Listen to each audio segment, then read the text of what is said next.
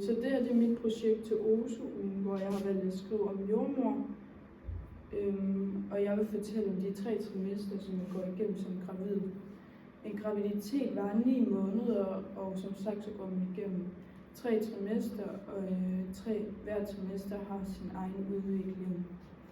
I første trimester er fra uge 1 til uge 12, og det er her, hvor man faktisk ikke engang rigtig kan se maven endnu, så derfor er der også mange, som først finder ud af, at de er gravide efter de 12 uger.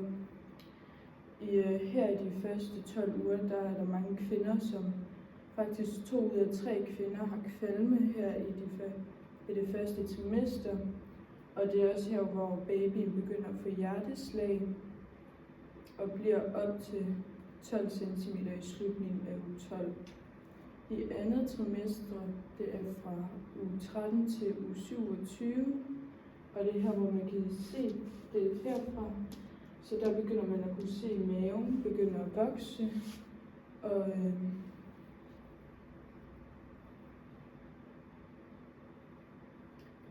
kvalmen begynder også at forsvinde for de fleste kvinder. Det er ikke særlig mange kvinder, der har kvalmen efter de 12 uger. Og man begynder også at kunne mærke, at babyen begynder at bevæge sig omkring der ved uge 18 til uge 22. Og babyen begynder at få organer og negle og hår og sådan noget. Og det er også derfor, at man kalder det for et menneske, når de rammer de 13 uger. Og, ja.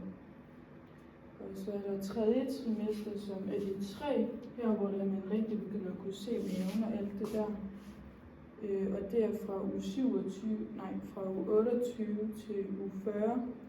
Og nu begynder maven jo som sagt at blive rigtig stor, og man kan begynde at få vejrtrækningsproblemer. Og man skal meget på toilettet og tisse og sådan noget der. Og man kan også få svært ved at sove. Og så kroppen, den går også meget klar til, at man skal føde. Der ved de sidste par uger.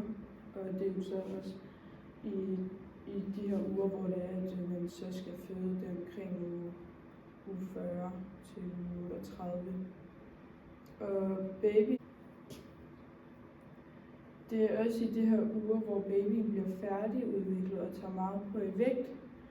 Og så begynder den også at få øjne og begynder at kunne fornemme ting.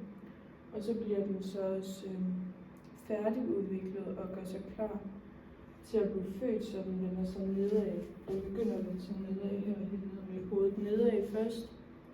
Så ja, det var det, jeg ville fortælle om de 3 trimester i jordmor. Godt så.